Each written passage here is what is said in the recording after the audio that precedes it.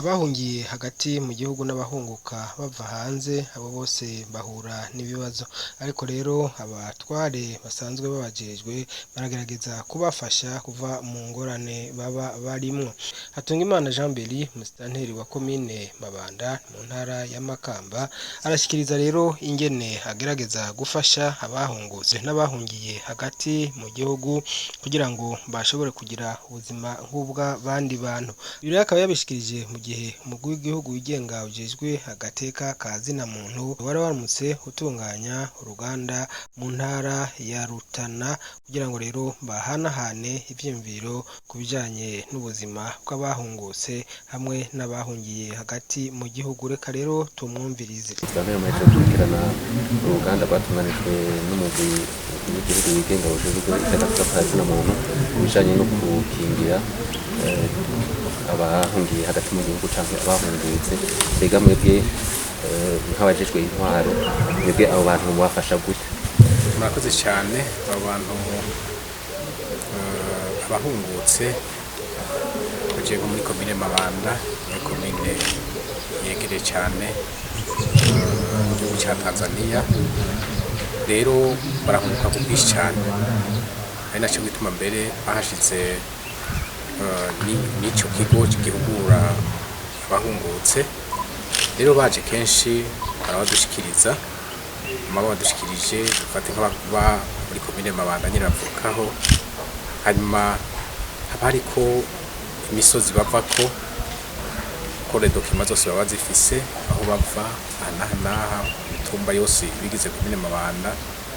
Hanyuma tumaze kubibona rero abo baba baje turabakira tukabaganiriza ko n'abenegihugu ba komine n'abenegihugu, hanyuma tukababaza ingorane bafise cyane cyane ingene bashobora gushika uwo mutumba babagiyeko.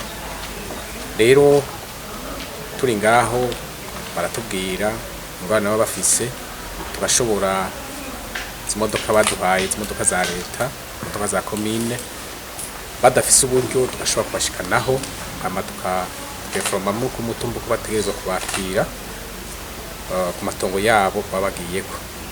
Kenshi rero aho dusanga bashikiye umuryango ko hamwe baba bahunze imiryango yabo igasigaraho, usanga rero bice bitworohera iyo miryango ikibakira bari kumwe n'abajejwe intwaro ku mitumba.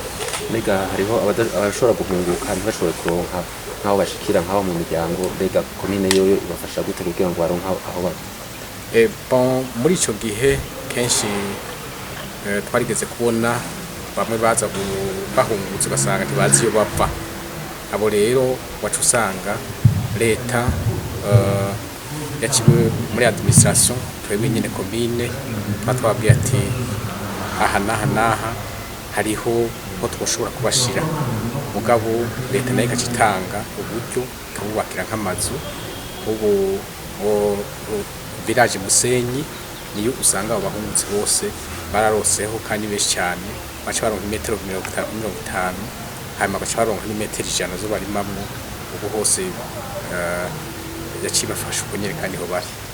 Ego iruhande yabo bahunguka bavuye mu bihugu duhana imbibe, hariho n'abandi usanga bahungiye hagati mu gihugu bivuye ku mvo zitandukanye nk'imyuzurire ikabimura aho bahora baba. Mbega wowe hari ico mubafasha? Kuri ico twebwe muri komine ya Mabanda by'imyuzurire byo ntibigwiriye cyane, no gusa abo dukunda kuronka nibajya usanga dufata baragiye muri Tanzania bagenda guca ingero, mugabo ugasanga Tanzania nayo ikibirukana. Kenshi na kenshi rero usanga haje nk'abana, abo bana ugasanga bafise n'imyaka bataye amashuri bakiri bato, bafise imyaka 10, imyaka 12.